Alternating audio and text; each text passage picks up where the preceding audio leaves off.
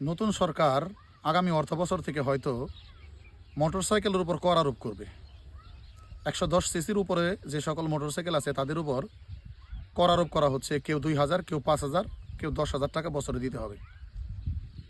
আমার কথা হচ্ছে যে একটা মোটরসাইকেল যখন আমরা কিনি তখন এর মধ্যে প্রায় 100% আমরা ভ্যাট দিয়ে তারপরে কিনি। অর্থাৎ যে মোটরসাইকেল ইন্ডিয়াতে 1 লাখ, আমরা বাংলাদেশে প্রায় 2 লাখ টাকা দিয়ে কিনি।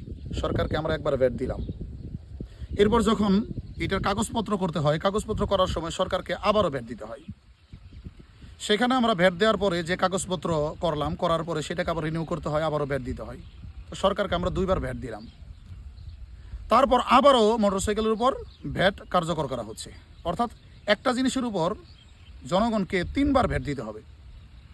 একটা জিনিসের উপর 3বার ভ্যাট দেওয়ার পর আমরা কি যে সরকারের সুবিধাগুলো, সেই সুবিধাগুলো ঠিকমতো পাচ্ছি? আমার চারপাশের যে রাস্তাঘাটগুলো সেইগুলো কি ঠিকমতো মেরামত করা হচ্ছে? যেমন আমার বাড়ির চারপাশের যে রাস্তাগুলো সেইগুলো কিন্তু গত কয়েক বছরে ঠিকমতো ভালোভাবে মেরামত করা হয়নি। পাকা তো করা হয়নি, মানে মেরামতও করা হয়নি।